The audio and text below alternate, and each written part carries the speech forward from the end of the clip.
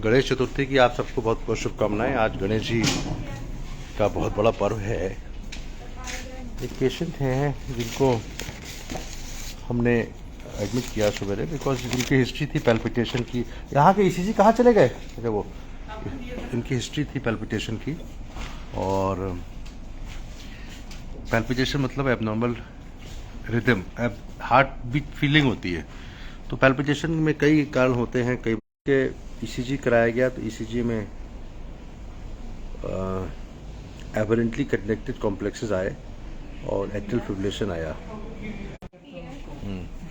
This is a ECG where you can see और abnormal rhythm चल रही है। यहाँ पे the rhythm is actually it is irregular.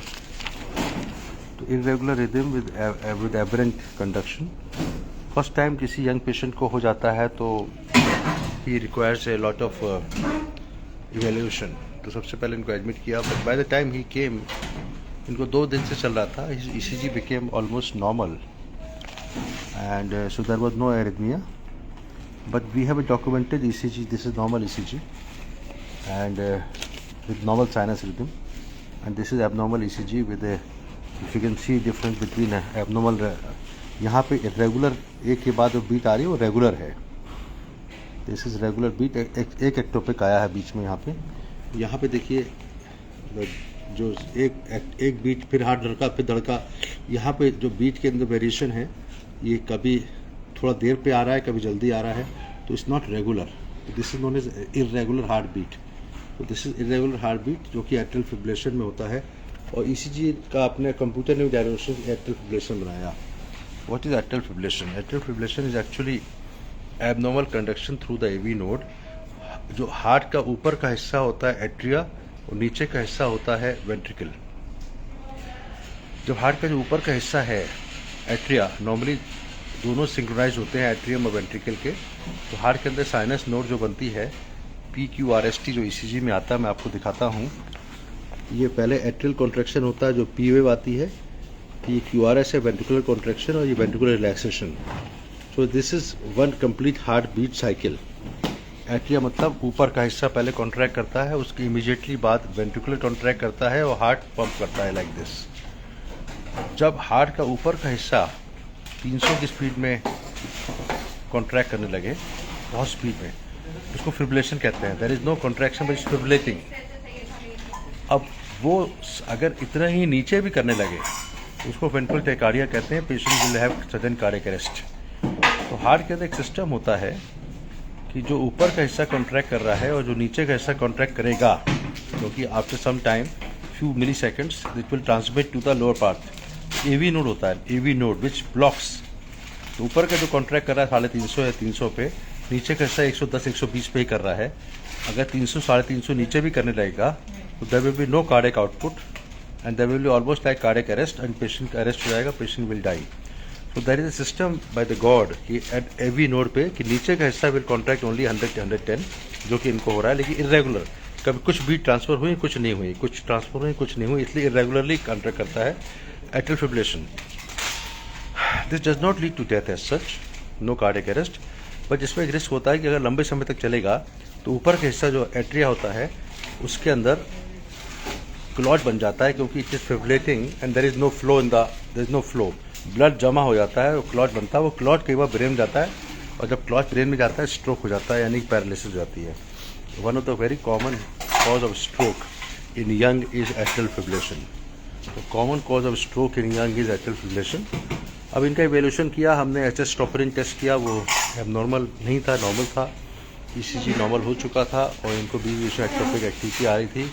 Echocardiography करी, एको में कोई मेजर एबनॉर्मलिटी नहीं निकली।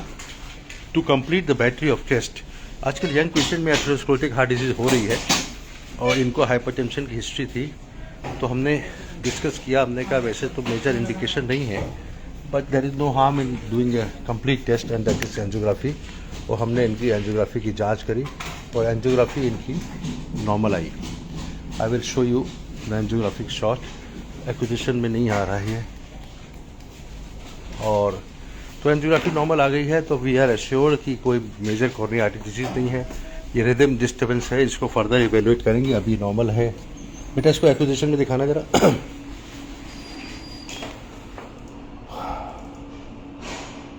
हाँ, ये हमने लेफ्ट मेन आर्टरी है, left circumflex, left anti descending artery. Next view, left anti descending artery, there is no blockage, normal left main. Radial arteries की और राइट वाली नॉर्मल है बिल्कुल, और किडनी की राइट और लेफ्ट दोनों नॉर्मल है। So angiography is normal.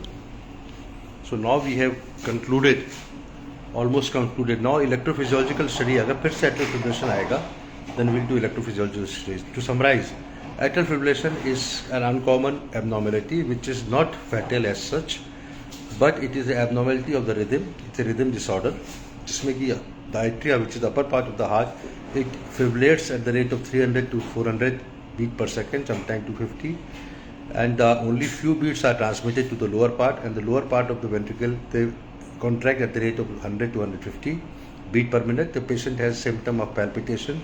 Sometimes patient has dizziness, sometimes does not, because it leads to fall in blood pressure. This is a young man and we wanted to completely evaluate. We admitted him and we gave injection Cordron, and the ectopic beats which were coming was controlled.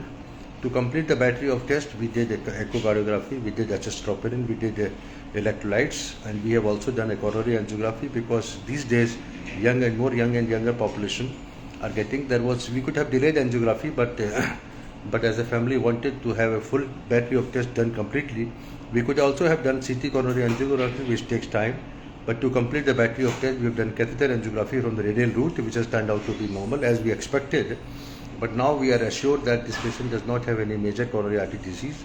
The abnormality disturbance which has happened is because of the rhythm disorder, which we have to further investigate. Maybe electrophysiological study will be required if there is a further atrial fibrillation. Atrial fibrillation as such is not a fatal disorder, but it can lead to major complications of stroke, and that is why we need to be very careful, and sometimes to prevent stroke we have to give anticoagulants. Atrial fibrillation as such मृत्यु का कारण नहीं बनता, लेकिन ये complication होता है, stroke उससे होता है, पेशेंट को अनवेल फील करता है, पेशेंट का ब्लड प्रेशर कई बार फॉल कर जाता है, तो we have to be careful and we have to treat this patient completely.